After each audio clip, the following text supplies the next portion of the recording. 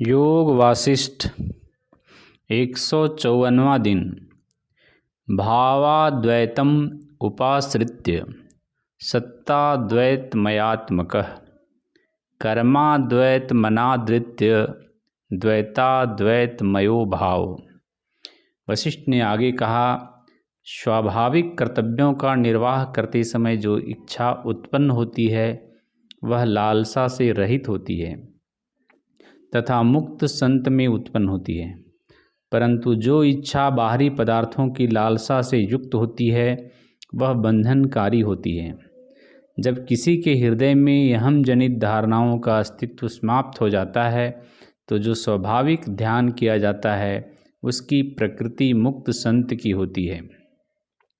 बाहरी पदार्थों के प्रभाव से ग्रस्त होने वाली लालसा बंधन कारक होती है। ऐसी संकल्पित इच्छा जो किसी पदार्थ से जुड़ी नहीं होती वह मुक्ति या मोक्ष कारक होती है। जो इच्छा पदार्थों से संपर्क से पहले रही हो, अब भी हो और आगे भी रहे वह स्वाभाविक होती है। इसलिए ऐसी इच्छा न दुख कारक होती है और न मलिन या दूषित ही। ज्ञानी ऐसी इच्छा को बंधन कारक नहीं मानता। मैं चाहता हूँ कि यह मेरा हो जाए। जब ऐसी लालसा किसी के हृदय में उत्पन्न होती है तो वह असुचिता और मलिनता को बढ़ाती है। समझदार व्यक्ति को भली भांति और सदा के लिए ऐसी लालसा को छोड़ देना चाहिए। बंधन में डालने वाली लालसा को तो छोड़ो ही, मुक्ति की लालसा का भी त्याग करो। सागर की तरह शांत रहो, यह जानकर कि आत्मा बुढ़ापे और मृत्यु से स्वतंत्र है, इसलिए इनसे परेशान नहीं होना चाहिए। जब संपूर्ण ब्रह्मांड के भ्रामक होने का बोध हो जाए तो लालसा अपना अर्थ खो बैठती है। मनुष्य के हृदय में 4 प्रकार की लालसाएं उत्पन्न होती है। मैं शरीर हूँ और मेरा जन्म माता पिता से हुआ है। मैं सूक्ष्म परमाणु के रूप में हूँ और शरीर से भिन्न हूँ। मैं अनंत रूप हूँ और मेरे चारों ओर के पदार्थ नाशवान हैं। और मैं और संसार आकाश की तरह पूर्णतः शून्य है। इनमें से पहली लालसा बंधन में डालने वाली है और शेष तीनों मुक्ति दिलाने वाले। जब इस बात का बोध हो जाता है कि मैं ही सबकी आत्मा हूँ, तब वह व्यक्ति न दुख में पड़ता है न ही कोई भूल ही करता है।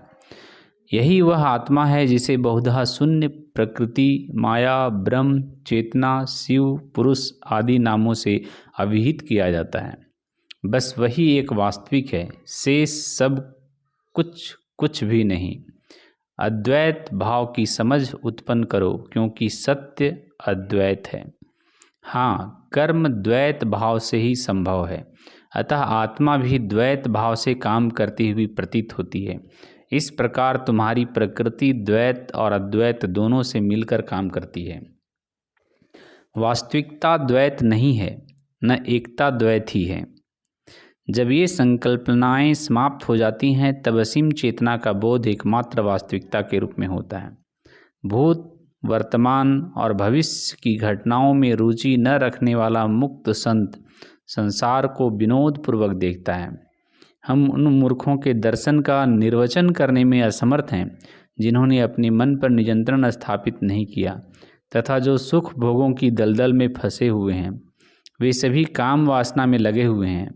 हम कर्मकांडों और नित्य क्रियाओं का प्रतिपादन करने में असमर्थ हैं क्योंकि वे सुख और दुख के रूप में पुरस्कार प्रदान करती हैं।